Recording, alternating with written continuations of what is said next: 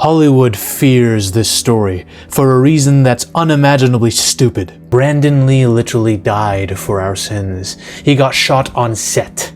And now this is what Hollywood does to his legacy? They probably killed him, to be honest. They hate this story. The Crow has inspired me more than anyone knows.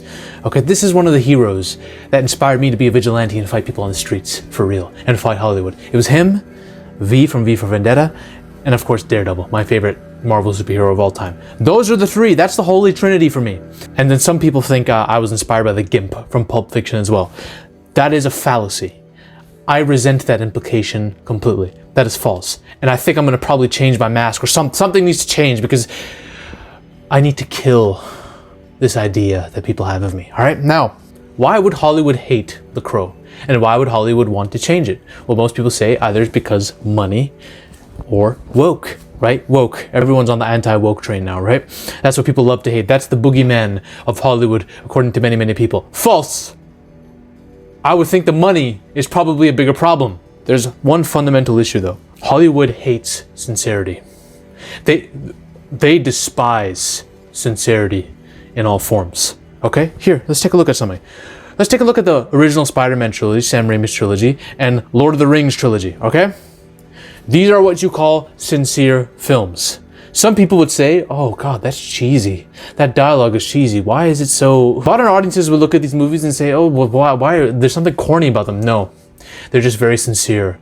They come from the heart. They mean everything they intend on the screen, unlike most films of this fucking modern age. That is a fact. Now, I believe Crow is in the same category as those films in terms of sincerity. Hollywood hates this. They can't be sincere if their lives depended on it. Let's take the modern versions of what these stories might look like. Let's take Tom Holland's Spider-Man, right? A lot of people don't like this. I'm not on the Tom Holland Spider-Man hate train myself. I like them. I enjoy them. I like the first one, Homecoming. It's got problems, but I liked it. I liked Far From Home for like the first half. Then it kind of falls off a cliff. I like No Way Home. I know it's nostalgia bait, half of it, but I liked it. I do like that trilogy. The issue is, what is it? The substance is lacking. They play it safe in all regards. They want to keep everything happy, cheery, and use comedy as like a subterfuge to distract people from the fact that the storytelling is very mid. It's all very polished. There's no grit to it. The Rings, the Rings of Power. You already know my thoughts on this. This is horrendous. This is horrible. They try to replicate the sincerity of the dialogue that J.R.R. Tolkien manifested into the world, into the universe, into the ether, but they can't. It comes off really cringe and bad. Some could say, oh, it's because of all the diversity and the DEI hiring and all that shit, right? That's not the issue. That is not the issue. I don't care if an elf is black. I don't care if Galadriel is the main character. I love Galadriel in Lord of the Rings. She's an angel. The problem is when they try to take the sincerity of that character from Lord of the Rings and apply it to the modern writing concepts of having to prove a point and polish everything, we get this cringe shit. They don't know how to be sincere. They don't know what they're doing. The writers are trying to force an emotional or a political agenda maybe here and there, but there's always an agenda that is beyond sincerity. What is this? What is this thing? I don't believe it's a woke problem. I believe it's actually a skill problem. I don't think Hollywood, and I think they know this, I think the writers they choose and the things that the producers want them to do, this comes from a skill differential. Skill of the writing from Lord of the Rings, which was adapted purely off Tolkien, is beyond them that are trying to adapt their own writing. It's not the same. We're dealing with two different levels of being here. I could take all the diversity casting they give me and write a better freaking story about the Dagorath, and it would be better than the Rings of Power. 100%. And if you don't have sincerity, you don't have tragedy. And that is the problem with Crow 2024. Not because it's woke. No. Crow 2024 is not bad because it's woke. Crow 2024 movie is bad because it's fecal matter. All right, here. This is a young adult film trying to cosplay as a tragedy. It's a young adult novel, you know, those young adult books that the girls love to read, and they like I can't even name them. It's like trying to be Twilight and John Wick at the same time. It's trying to be Twilight with John Wick level fight scenes that will somehow dull the blow to our collective IQs, because the producers think, oh, it's gonna look like John Wick so people will like it. Idiots. There's a romance with a cute couple, ooh, with John Wick fight scenes. Does that make a good movie? Does that make a good Crow movie? No. It makes a generic film.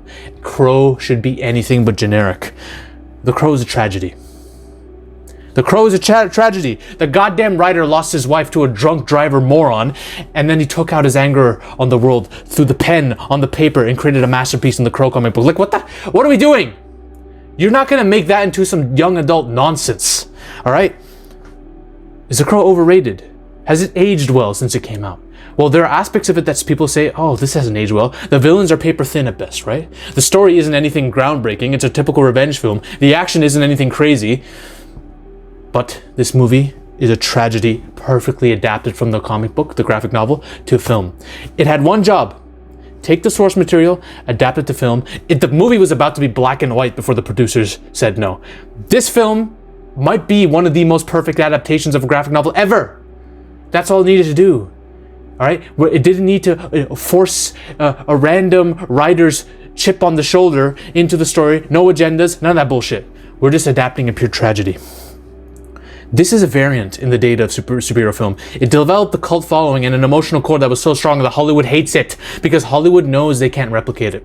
No matter what they do, their writing talent sucks so bad.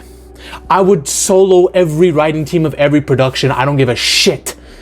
That's how bad they are. Me, look at me. Why am I better than you? I didn't take a writing course. I didn't take a screenplay, film school type shit. I didn't do any of that. And I'm beyond you, Hollywood, you fucking idiots. Now, they want the story of The Crow because they know it's popular, but they want to make it their own thing. They want to have the soul of it removed so they can insert their bullshit into it. They know deep down they can't replicate the tragedy, so they're going to add their comedy, their forced humor, all the political agendas, all of that. Then the political agendas could be for whatever. You want to write a political message, that's fine. There are plenty of great movies that have political message, but you need to have good writing behind it. Hollywood sucks. They don't hire writing talent. They hire industry shills. So let's do a comparison between these movies, right? Let's do a comparison. Let's take the main character, Eric Draven, from the first Crow movie. Likable, charismatic. He's trying to kill people, and yet he has a great personality, and he's trying to help people at the same time. He takes a heroin addict and removes the heroin from her arm and says, drugs are bad for you. He's trying to help his community while murder people. Now, let's take this idiot, a drugged out simp who doesn't care who gets hurt. He's just trying to bring his girl that he knows for like 2 days back from the dead. There's a scene where his best friend has just been shot to death on a couch, and he sits on the couch with his best friend and starts making jokes about corpses holding cigars for him or cigarettes for him. What kind of character are you? You're pathetic. The writing behind him is so dull and painfully boring that it makes Bill Skarsgård look like a terrible actor, whereas Brandon Lee, he's not the best actor ever. I think he started out as a martial artist, for God's sakes. He doesn't have the crazy acting experience, but his acting was amazing because the way he was directed and the writing accentuated his performance. It didn't turn him into an absolute dumb, wooden, stale piece of dog shit. Now, let's talk about the love interest. Shelley from Crow, you don't see much of her, right? You don't get a whole backstory with her. You just see like flashbacks, right? But you see how real their love is. You see how the chemistry with him. You see the chemistry between them within like 2 minutes of screen time. All right, she's very attractive. She got killed. You feel bad for her. That's all you need. The point of it is not to go into Shelley. The point of it is to fear Draven's sadness. Let's take this one. Let's take their love story. These two people who've known each other for 2 days and just bang each other and we're expected to freaking fall in love with them as a couple. This chick has no depth or moral story. Her friend gets killed, I'm pretty sure, in the beginning of the movie. Acts like nothing happens. She is in a rehab facility, escapes it with Eric Draven to a penthouse that some rich dude that she was banging owns. And then she breaks into it with Eric Draven. They start drinking, doing drugs, banging. That's their relationship that we're supposed to care about. Okay? It doesn't seem like characters that would be remotely freaking interesting to me. Let's talk about villains. Top dollar. doesn't have the most depth in the world. He wants to lay waste and burn the city down. I don't know why. Oh, let's start fires, and I actually don't know why they were doing that. But let's take him as a villain. Aura. He's got the voice of God almost. Okay. He bangs his stepsister. What does his stepsister do? She cuts out the eyeball. You don't see it, but she cuts out the eyeball of an OD'd dead hooker, putting it on a plate, burning it. These two are Satan worshippers too, I'm pretty sure. It's implied in the movie that they are Satan worshippers. You see like a devil shrine or something, I'm pretty sure.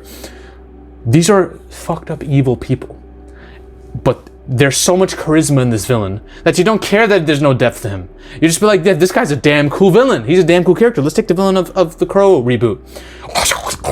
That's what he does to your ear. He whispers it into your ear and then he causes you to off yourself or something. He needs to give souls to the devil or something, and he has superpowers, and now we're adding powers into the mix, so Crow is going to be even more interesting, right? Hollywood is so stupid. There's nothing to him. I like the actor, but there's nothing to him. There's nothing to this film. There's no depth. There's nothing. There's literally nothing. That's all I can say about it. This is bad. So, where's the tragedy? Is there tragedy in this movie? No. The chick gets brought back from the dead. The whole point of the Crow is that his lover's died. He can't bring her back, so he's enacting his vengeance upon the earth. He brings her back and is now in the Crow dimension waiting to get back to her. This is not a Crow movie. This is some generic romance, action, young adult graphic novel shit that you put and shoved down our throats. This is not The Crow. You've just taken The Crow, branded a movie with it, and expect to make money. Thank God it bombed in the box office. The Crow had tragedy. Yeah, his spirit is able to rest at the end of the movie, but both him and Shelley are dead. They were victims of a terrible crime, and it remains that way. That is how it's done, Hollywood, you idiots. That is sincerity and tragedy. Hollywood, I know you're allergic to that type of shit now, because now it's all about how can we milk out our audiences for the most money. Let's keep everything family friendly. Let's dull down everything that's dark, gritty, and badass, and water it down completely. That's the goal of Hollywood now. Disney does it, Sony does it, they're all shit. Amazon Prime is doing it. My God, man. Hollywood, you need a lesson in sincerity. You know what's really interesting, Hollywood? I could literally tell you how to write a good Crow reboot. I could. Yeah. I could go there. In fact, you can try to throw in diversity, hiring, and all that stuff. You can give me all the diverse casting you want. I'll still tell you how to make a good Crow reboot. I can do that. Because I do a lot of cocaine. You don't. You're not smart. I'm not smart either, but I know how to navigate the lines of fiction and reality. I can tell you exactly how to write a good Crow movie, but I'm not going to. My audience knows I can. I do this shit for a living. My audience knows I'm a cinema vigilante, for God's sakes. My job is to resurrect stories, but I'm not going to, because I think Brandon Lee's Crow, we don't need another movie. This is the perfect one. We don't need another Crow, so I'm not going to go there. I don't need to. Hollywood, your Crow bombed on its own. I don't need to save the Crow. Everyone knows who the real G is. Go fuck yourself. Like and subscribe. Like and subscribe, Zaffy Army. Ladies and gentlemen, we are on a mission to take over Hollywood. If you want to suggest video topics to me, or talk about your favorite movie theories with like-minded individuals in a community geared towards changing storytelling itself, join the free Discord now. The link is in the description below and probably in the comment section too. Join the Discord now. We're taking over Hollywood one coke line at a time. See you on the other side.